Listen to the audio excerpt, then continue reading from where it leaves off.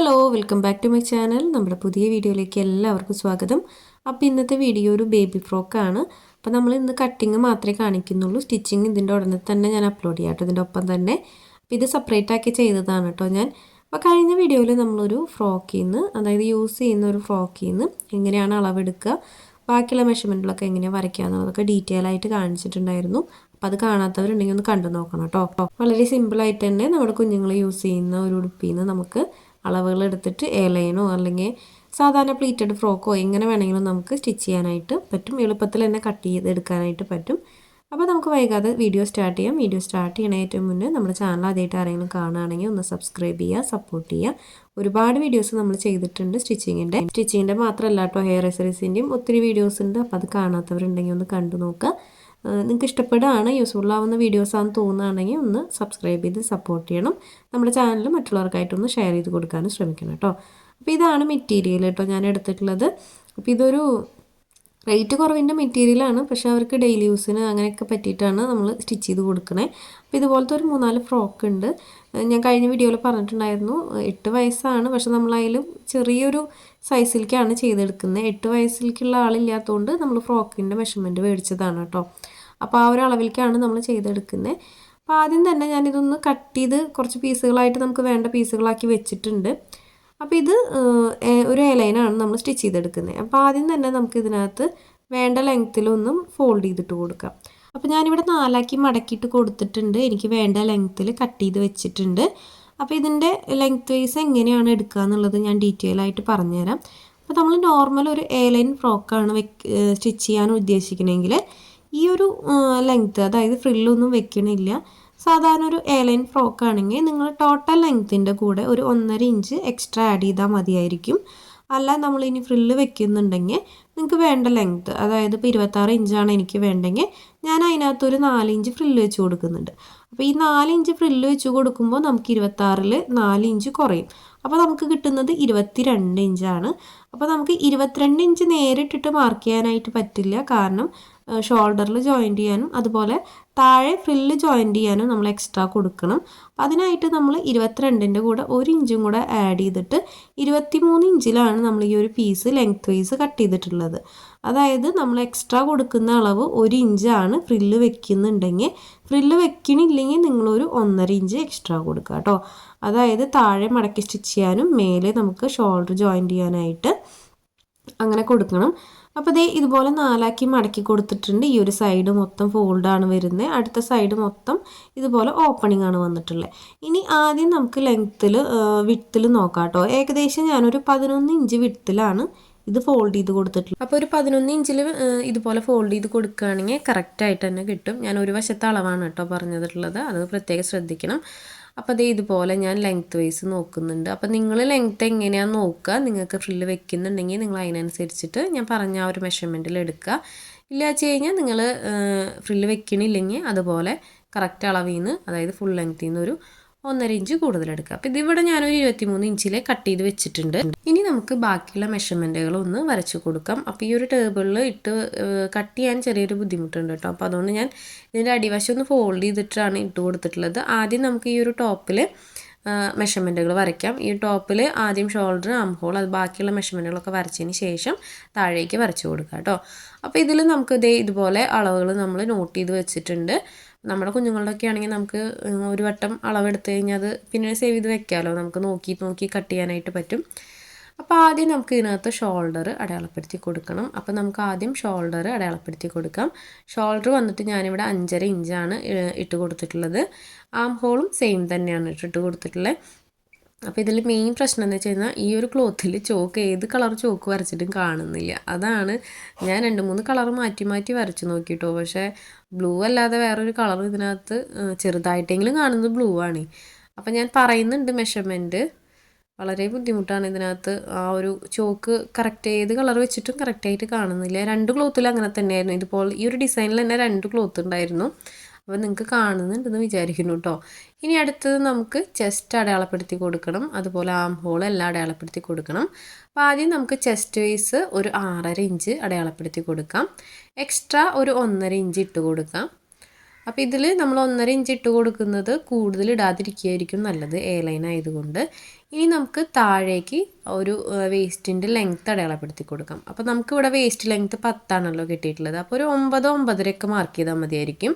Correct 10 തന്നെ എടുക്കണം എന്നില്ല. അപ്പോൾ ഞാൻ ആദ്യം വേസ്റ്റിൻ്റെ ലെങ്ത്ത് ആ ഒരു പോയിൻ്റ് ഇവിടെ ഇട്ട് കൊടുത്തിട്ടുണ്ട്. ഇനി നമുക്കതിൻ്റെ ആ ഒരു വിഡ്ത്ത് അടയാളപ്പെടുത്തി കൊടുക്കാം. അപ്പോൾ 6 ഇഞ്ചാണ് കേട്ടോ വേസ്റ്റിൻ്റെ വിഡ്ത്ത് വരുന്നത്. എക്സ്ട്രാ നമ്മൾ മേലെ കൊടുത്തിട്ടുള്ള സെയിം തന്നെ 1.5 ഇഞ്ച് ഇട്ട് കൊടുക്കുന്നുണ്ട്. ഇനി നമുക്ക് ആ ഒരു എക്സ്ട്രാ കൊടുത്തിട്ടുള്ള 1.5 ഇഞ്ചുകളില്ലേ, അത് തമ്മിൽ ഒന്ന് ജോയിൻ്റ് ഇട്ട് കൊടുക്കാം. കണ്ടോ, ഇതുപോലെ ഒന്ന് ജോയിൻ്റ് ഇട്ട് കൊടുക്കുക. ഞാൻ ആം ഹോളും ഒപ്പം തന്നെ വരച്ചെടുക്കുന്നുണ്ട്. അപ്പോൾ ഇതിൽ ഞാൻ നെക്ക് വരയ്ക്കുന്നില്ല കേട്ടോ, നെക്കിൽ ചെറിയ വ്യത്യാസമുണ്ട്. അപ്പോൾ അത് ഞാൻ സ്റ്റിച്ചിങ്ങിൻ്റെ സമയത്ത് കാണിക്കാം കേട്ടോ എങ്ങനെയാണെന്ന്. ഇനി നമുക്ക് ഏറ്റവും എൻഡിലേക്ക് പോകാം. താഴ്വശത്ത് കണ്ടോ, താഴ്വശത്ത് നമുക്ക് ആ ഒരു വേസ്റ്റിൻ്റെ ആ ഒരു ഷേപ്പിൽ നിന്ന് താഴേക്ക് നമുക്ക് ആ ഒരു ക്ലോത്ത് എവിടെ എത്തുന്നുണ്ടോ അവിടേക്ക് ഇതുപോലെ വരച്ചു കൊടുക്കുക. കണ്ടോ, ഇതുപോലെ ഒന്ന് വരച്ചു കൊടുക്കുക. ഏറ്റവും താഴ്വശത്തായിട്ട് നമുക്കൊരു 1.5 ഇഞ്ച് മാർക്ക് ചെയ്ത് കൊടുക്കാം. കണ്ടോ, ഇവിടെ ഒരു 1.5 ഇഞ്ച് മാർക്ക് ചെയ്ത് കൊടുത്തിട്ട് ആ ഒരു പോയിന്റിലേക്ക് ഈ ലൈൻ കറക്റ്റായിട്ട് വരച്ചു കൊടുക്കുക. ഇനി നമുക്ക് ആ ഒരു ഷേപ്പ് കറക്റ്റാക്കി വരച്ചതിന് ശേഷം ഇപ്പോൾ ഈ ഒരു 1.5 ഇഞ്ച് മാർക്ക് ചെയ്തിട്ടില്ലേ, അത് ഈ ഒരു സെൻറ്ററിലേക്കായിട്ട് ഇതുപോലെ ഒന്ന് വരച്ചു കൊടുക്കുക. അപ്പം ഞാനതൊന്ന് വരച്ചു കൊടുക്കുന്നുണ്ട്, സെൻറ്ററിലേക്കായിട്ടൊന്ന് വരച്ചു കൊടുക്കുന്നുണ്ട്. ഇതാണ് നമുക്ക് വരുന്ന അളവ്. ഇതിനകത്ത് പ്രത്യേകിച്ച് കുറേ അളവുകളും കാര്യങ്ങളൊന്നും ഇല്ല. അപ്പോൾ ഇതുപോലെയാണ് നമ്മുടെ മെഷർമെൻറ്റ് വരുന്നത്. നിങ്ങൾക്ക് കാണുന്നുണ്ടെന്ന് വിചാരിക്കുന്നു കേട്ടോ.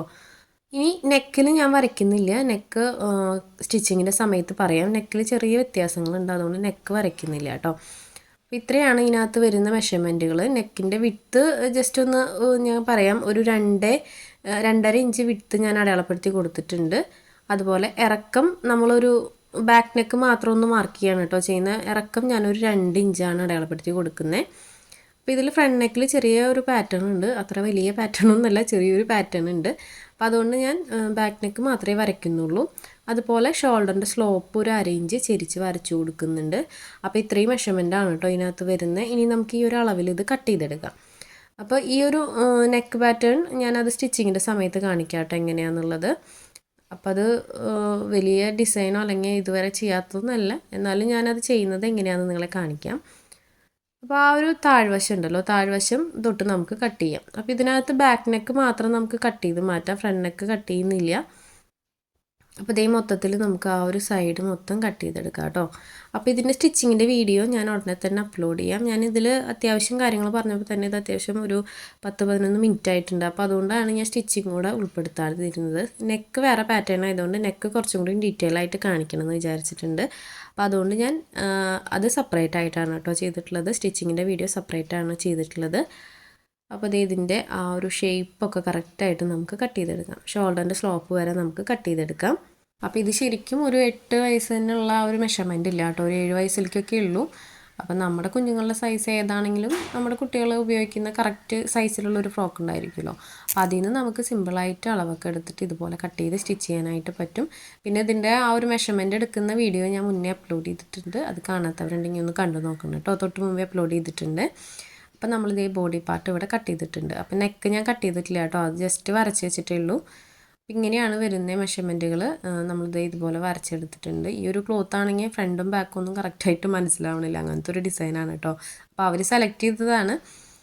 അപ്പോൾ ഇതേ ഈ ഒരു പീസ് നമ്മൾ കട്ട് ചെയ്തെടുത്തിട്ടുണ്ട്. പിന്നെ വന്നിട്ട് ബാക്കിലേക്ക് ഇതേ 2 ടൈ ഞാൻ എടുത്തിട്ടുണ്ട് കേട്ടോ, 2 ടൈ ബാക്കിലേക്ക് എടുത്തിട്ടുണ്ട്.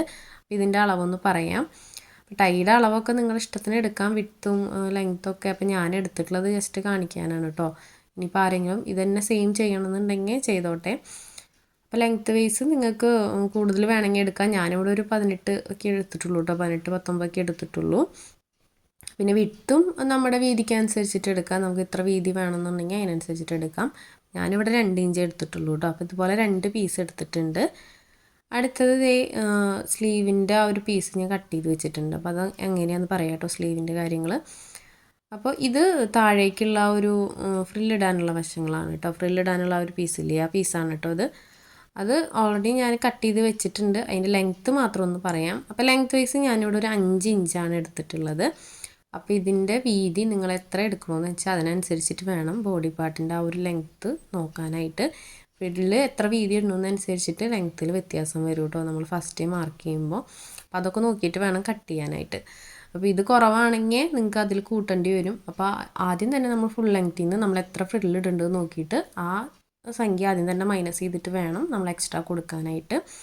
അപ്പോൾ ഇതുപോലെ നമ്മൾ കട്ട് ചെയ്ത് വെച്ചിട്ടുണ്ട് കേട്ടോ. ആ താഴേക്കുള്ള വശങ്ങളും എല്ലാ വശങ്ങളും നമ്മൾ കട്ട് ചെയ്ത് വെച്ചിട്ടുണ്ട്. അപ്പോൾ ഇത്രയാണ് ഇതിനകത്ത് വരുന്നത്. സിമ്പിളായിട്ട് കട്ട് ചെയ്യാൻ പറ്റുന്ന ഒരു ടോപ്പാണ് കേട്ടോ ഇത്. ഇതിനകത്ത് ചെറിയൊരു സ്ലീവും കൂടെ നമ്മൾ വെച്ച് കൊടുക്കുന്നുണ്ട്. അപ്പോൾ ഇന്നത്തെ വീഡിയോ ഇത്രയേ ഉള്ളൂ. സിമ്പിളായിട്ട് നമുക്കൊരു ഫ്രോക്ക് കട്ട് ചെയ്തെടുക്കാനായിട്ട് പറ്റും, സ്റ്റിച്ച് ചെയ്യാനും പറ്റും. സ്റ്റിച്ചിങ്ങിൻ്റെ വീഡിയോ ഉടനെ തന്നെ അപ്ലോഡ് ചെയ്യാം. പിന്നെ ഇതിൻ്റെ മുന്നത്തെ വീഡിയോയുടെ ലിങ്ക് ഞാൻ താഴെ കൊടുക്കാം, അതൊന്ന് കണ്ടു നോക്കൂ കേട്ടോ. നമ്മുടെ കുഞ്ഞുങ്ങളുടെ അളവ് കറക്റ്റായിട്ട് തന്നെ നമുക്ക് എടുക്കാനായിട്ട് പറ്റും. അപ്പോൾ ഇത്രയേ ഉള്ളൂ. പുതിയൊരു വീഡിയോ ആയിട്ട് ഉടനെ തന്നെ വരാം. അതുവരേക്കും ബൈ.